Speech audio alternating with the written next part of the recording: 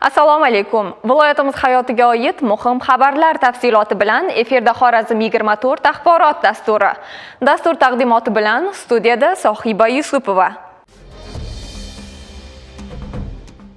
Maktablarda navbatdagi o'quv yili yakuniga yetdi. Shu munosabat bilan umumta'lim maskanlarida so'nggi qo'ng'iroq tadbirlari bo'lib o'tdi. Bu yil viloyatimizda 28 ming nafarga yaqin yigit-qiz 11-sinfni tamomladi.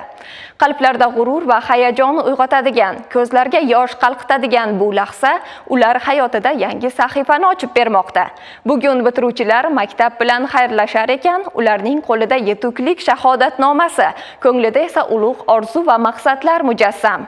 Barcha joylarda bo'lgani kabi viloyatimizdagi maktablarda ham tadbirlar o'zgacha shukuh bilan nishonlandi. So'nggi qo'ng'iroq tadbirlari Yangibo'zor tumanida ham ko'tarinki ruhda tashkil etildi. 11 yil davomida ta'lim olib katta hayotga qadam tashlayotgan yigit-qizlarga yo'llangan prezident tabrigini viloyat prokurori o'qib eshittirdi. Bugungi yosh avlodning ahdu shijoati, erishayotgan natijalari e'tirof etilar ekan, ularga ta'lim bergan ustozlar farzandlaridek bo'lib qolgan shogirdlarga oq yo'l tiladi. Vatan, ustoz, ota-onani tarannum etuvchi she'rlar, milliy kuy-qo'shiqlar yig'ilganlarga ko'tarinki kayfiyat ulashdi. Fidoyi ustozlar hamda bilimli yoshlar tashakkurnoma va esdalik sovg'alari bilan taqdirlandi. Mana bugungi so'nggi qo'ng'iroq kuni juda ham bir hayajondamiz. 11 yil mana shu maktabda o'qib bilim oldik. Ustozlarimizga rahmat, qo'llab-quvvatlab turgan ota-onamga rahmat. Mana endi talaba bo'lish arafasidamiz. Allaqachon chet el bilan hamkorlikdagi universitetga talaba bo'ldim. Endi niyatim davlat universitetiga ham topshirish, IT sohalarida o'qib rivojlanib, yetuk bir mutaxassis bo'lish niyatidaman. O'quvchilar o'z orzu-istaklarini baland parvozini tilab ramziy ma'noda sharlarni osmonga uchirishdi. Eng hayajonli daqiqalar yetib keldi.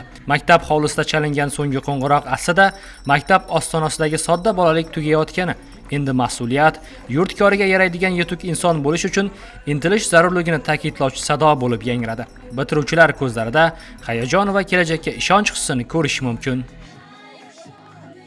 Biz maktabimiz 2020-yil ochildi. Shu maktabimizda 2020-yil ochilishidan qaramasdan 5 yil davomida katta yutuqlarni, muvaffaqiyatlarni qo'lga kiritdik. Bu albatta shu yerda mehnat qilib turgan ustozlarimizning, maktab jamoasining, texnik xodimlarning va albatta shu yerdagi o'quvchilarimizning tinimsiz izlanishlari natijasida bo'ldi.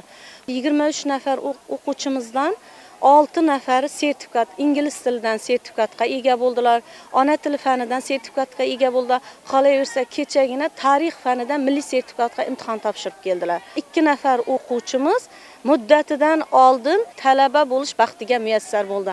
Bu ham bizning katta yutug'imiz hisoblanadi. Qolganlarga ham mana shu o'qishlarini rivojlar tilab qolamiz.